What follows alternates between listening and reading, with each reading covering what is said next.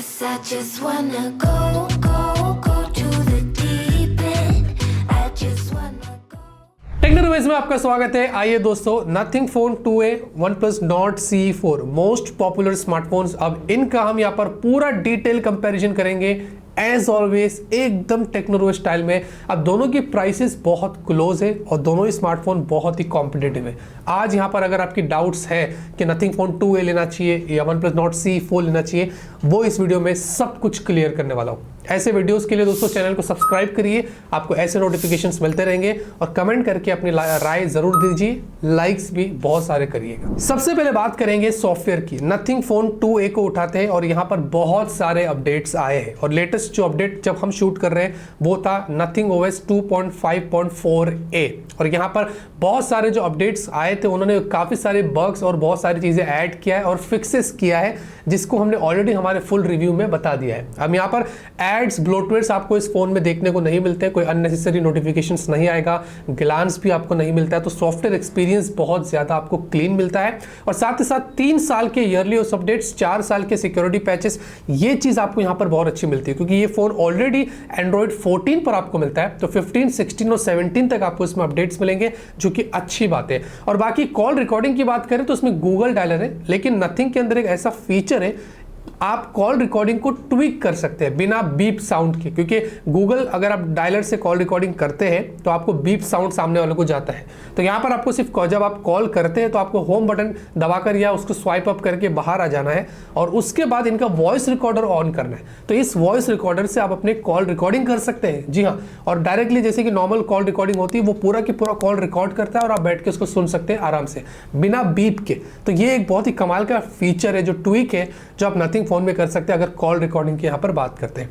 बाकी उसके अलावा यहाँ पर सॉफ्टवेयर में कोई लैग शटर नहीं है, ओवरऑल जो स्मूथनेस यहाँ पर मिलेगी आपको वो काफी अच्छी देखने को मिलेगी। OnePlus Nord CE4 की बात करें तो ऑक्सीजन OS 14 एंड्रॉइड 14 पर बेस्ड है और इसका जो लेटेस्ट सिक्योरिटी पैच है वो 5 मार्च का है। जब ये फोन आया था आउट ऑफ द बॉक्स यही वाला अपडेट हमने देखा था, उसके बाद कोई मेजर अपडेट यहाँ पर नहीं आया है और उसी के साथ इसमें 2 साल के ईयरली ओएस अपडेट्स, 3 साल के सिक्योरिटी पैचेस, तो एंड्रॉइड 14 से एंड्रॉइड 16 तक जाएगा, 17 तक नहीं जाएगा। तो अपडेट की बात करें तो ये 1 साल पीछे रह गया है कंपेयर टू नथिंग के। तो यहाँ पर मैंने अपने अनबॉक्सिंग वीडियो में भी बोला था कि अपडेट एटलीस्ट इसमें 3 साल के होने ही चाहिए। बाकी इसमें भी कोई एड्स, ब्लोटवेयर्स का सीन नहीं है। हाँ, इनके कुछ प्री इंस्टॉल्ड ऐप्स है, जैसे कि कम्युनिटी है, इनका क्लोन ऐप है, इंस्टाग्राम भी डाल के दे दिया है। और जब फोन हम लोग बूट कर रहे थे तो वहां पर भी बहुत सारे इसने रिकमेंडेशन दिया था आलतू फालतू ऐप्स को इंस्टॉल करने के लिए। हालांकि ये चीज OnePlus के फोन्स में नहीं होता है, बट यहाँ पर ये चीज हमने देखा जो मुझे बुरा लगा कि ये सारी चीजें नहीं होनी चाहिए। और साथ ही साथ इसके अंदर आपको कॉल रिकॉर्डिंग मिलता है, वो गूगल डायलर है, यहाँ पर कोई ट्विक नहीं है। तो आपको अगर कॉल रिकॉर्डिंग करना है तो बीप के साथ आप यहाँ पर कर सकेंगे और उसी के साथ यहाँ पर भी कोई ग्लैंस वगैरह नहीं है और सॉफ्टवेयर एक्सपीरियंस देखा जाए तो इसका भी स्मूथ है क्योंकि ऑक्सीजन OS यहाँ पर काफी अच्छा काम करता है। डिस्प्ले की बात करते हैं, दोनों में आपको सेम साइज की डिस्प्ले मिलती है, 6.7 इंच की फुल HD प्लस की डिस्प्ले, दोनों ही एमोलेड है और दोनों में आपको 120 हर्ट्ज की हाई रिफ्रेश रेट मिलती है। अब यहाँ पर पंचोल दोनों का बहुत छोटा है, चिन भी यहाँ पर दोनों में आपको काफी कम मिलती है, तो यहाँ पर मैं ज्यादा जज नहीं कर पाया। दोनों में आपको स्क्रीन गार्ड लगाकर आया है। नथिंग फोन 2A में आपको गोरिल्ला ग्लास 5 की प्रोटेक्शन मिलती है, OnePlus Nord CE4 में कोई डिस्प्ले पर प्रोटेक्शन नहीं है, इसकी कोई बात उन्होंने नहीं करी, अगर होता तो वो पहले से बता देते। तो यहाँ पर ये चीज मुझे थोड़ी ठीक नहीं लगी। बाकी दोनों में आपको स्मार्ट एडेप्टिव रिफ्रेश रेट मिलता है, यानी कि नॉर्मली अगर आप होम स्क्रीन पर स्वाइप्स करेंगे तो दोनों में 120 FPS दिखाता है। हमने YouTube ओपन किया तो वहां पर 120 FPS दोनों में ही था, प्ले स्टोर में भी 120 FPS था और यहां तक कि क्रोम में भी यहां पर 120 FPS का सपोर्ट दे रहा था।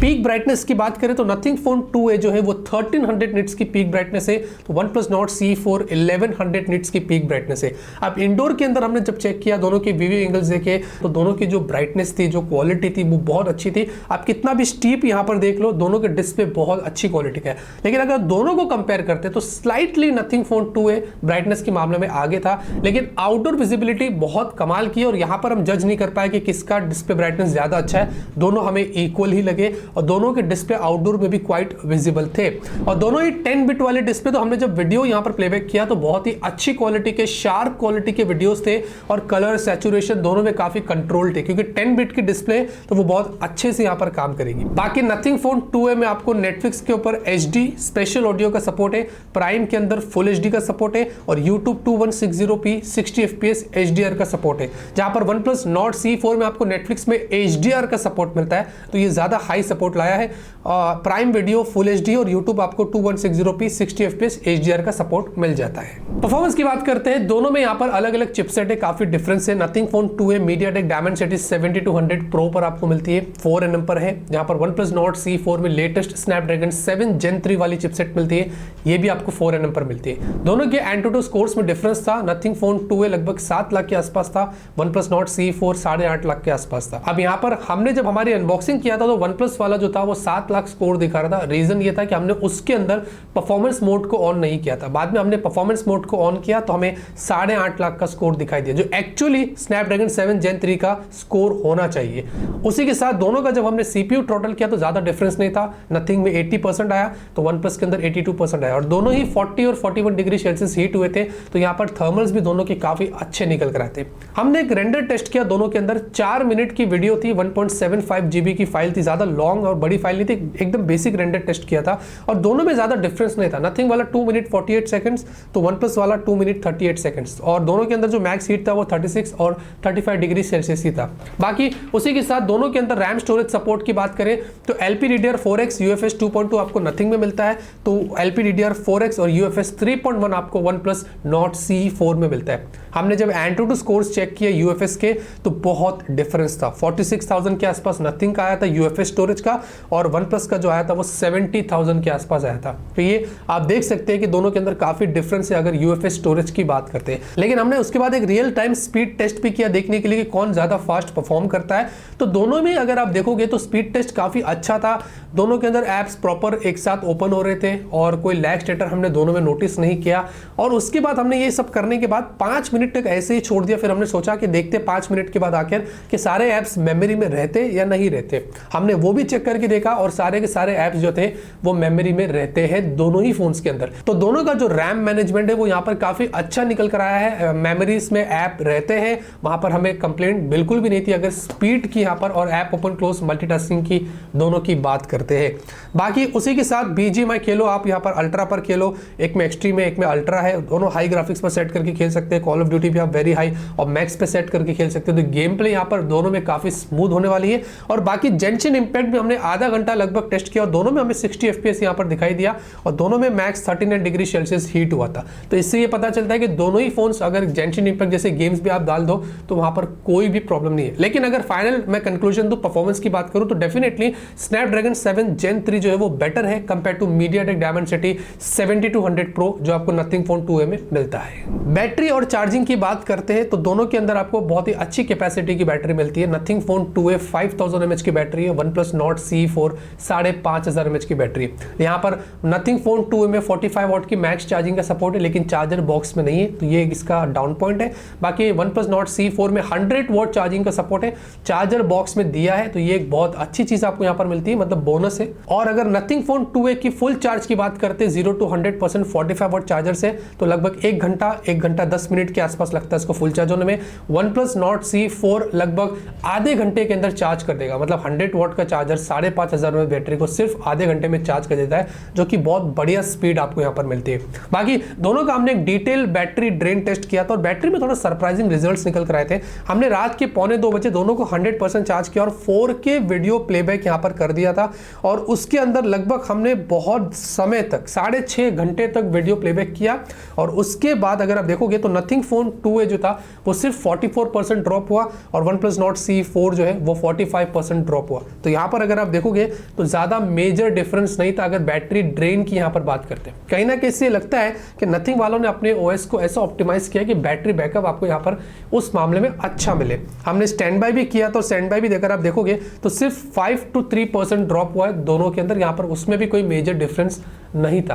तो यहाँ पर इससे ये पता चलता है कि दोनों की बैटरी बहुत अच्छी है, आप 1 से 1.5 दिन तक बैकअप इनमें आराम से ले सकते हैं। कैमरे की बात करते हैं, दोनों के अंदर आपको 50 मेगापिक्सल का सेंसर मिलता है। नथिंग फोन 2a के अंदर आपको मिलता है f1.88 एपर्चर OIS और EIS, लेकिन यहाँ पर स्पेसिफिकली ये नहीं पता कि कौन सा सेंसर इस्तेमाल किया है। मेरे हिसाब से शायद OmniVision हो सकता है, क्योंकि ब्रांड ने स्पेसिफिकली बताया नहीं है, तो वही सेंसर है, लीस्ट में यहाँ पर बता सकता हूँ। बाकी OnePlus Nord C4 में आपको 50 मेगापिक्सल सोनी LYT 6 600 वाला सेंसर है और यहाँ पर भी आपको OIS मिलता है। और बाकी दोनों में आपको अल्ट्रा वाइड सेंसर है। नथिंग फोन 2A में आपको 50 मेगापिक्सल का अल्ट्रा वाइड सेंसर मिलता है, जहाँ पर OnePlus Nord C4 में आपको 8 मेगापिक्सल का अल्ट्रा वाइड सेंसर मिलता है और यहाँ पर ये भी सोनी का सेंसर है। लेकिन दोनों के अंदर कोई तीसरा सेंसर नहीं है, 2 मेगापिक्सल मैक्रो या 2 मेगापिक्सल डेप्थ। तो ये काम दोनों ही ब्रांड ने काफी अच्छे से किया है।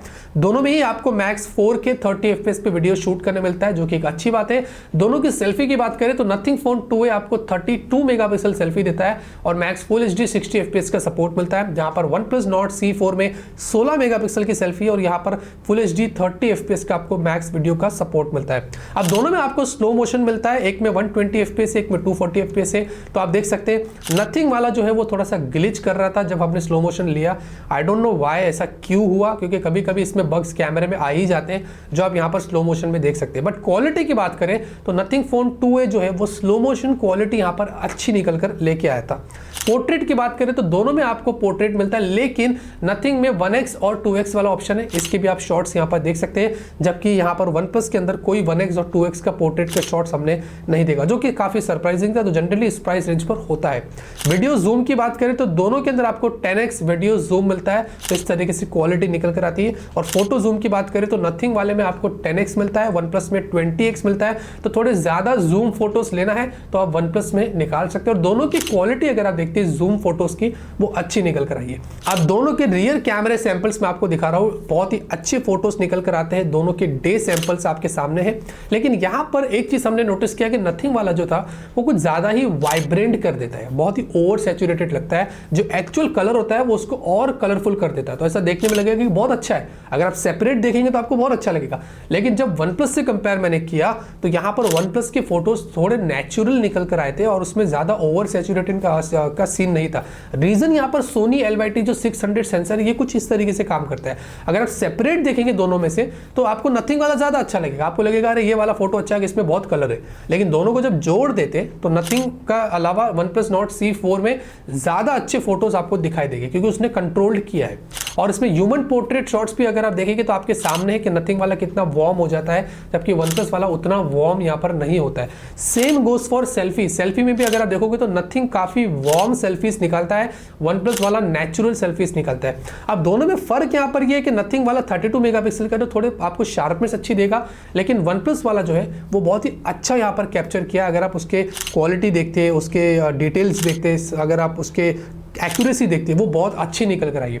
लेकिन ये वाला फोटो अगर आप देखोगे तो इसमें क्लियरली देखेंगे कि जो बैकग्राउंड के अंदर जो डायनामिक रेंज है वो OnePlus के अंदर बेटर निकल कर आया है कंपेयर टू नथिंग के। तो यहाँ पर नथिंग उस मामले में थोड़ा सा मार खा गया था।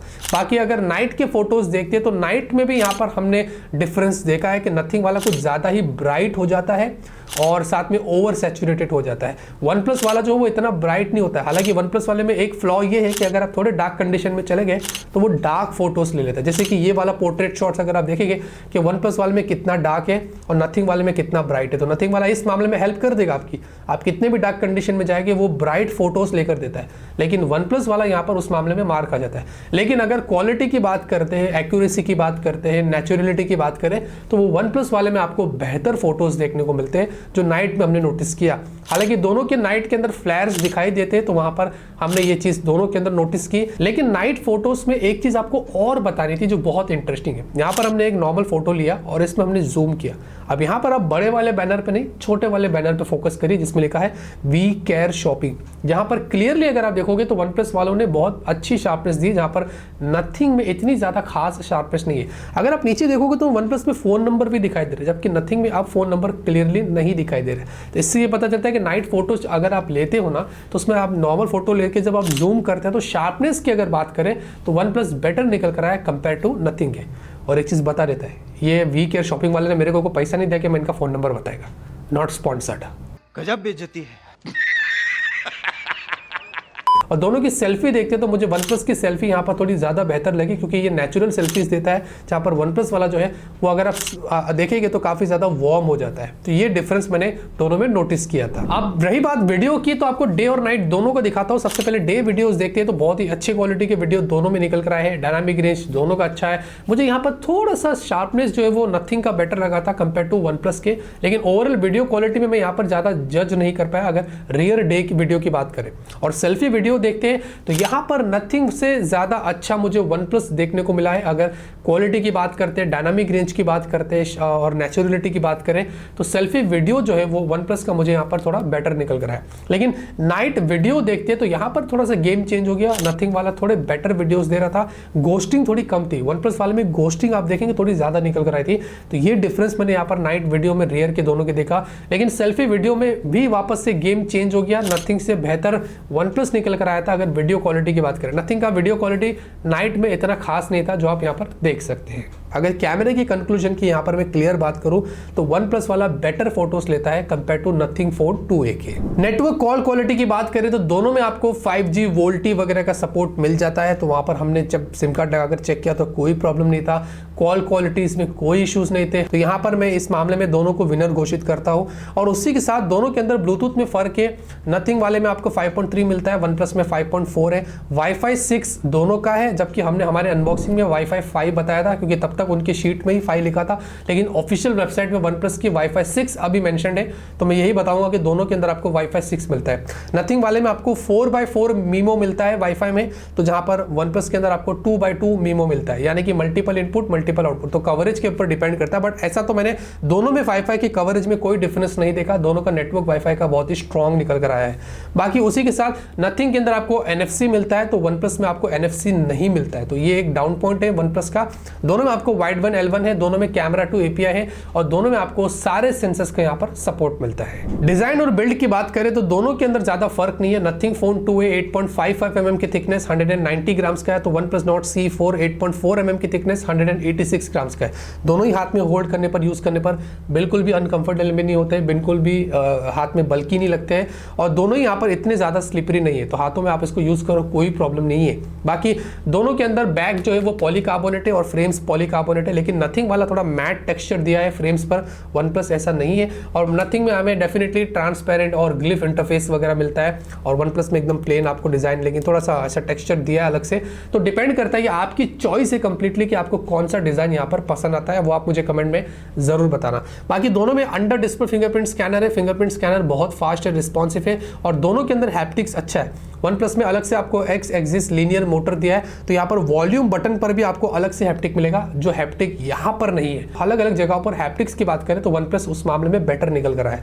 बाकी दोनों के अंदर आपको डुअल माइक है, दोनों में आपको डुअल स्पीकर है और टाइप सी पोर्ट है 3.5 mm आपको दोनों में नहीं मिलता है जैक, और दोनों में सिम स्लॉट है। तो नथिंग फोन 2A में आपको डुअल सिम ही मिलता है, वन प्लस वाले में आपको हाइब्रिड स्लॉट मिलता है। वैसे वन प्लस में आपको अलग से एक आईआर ब्लास्टर भी मिलता है जो नथिंग फोन 2A में नहीं है।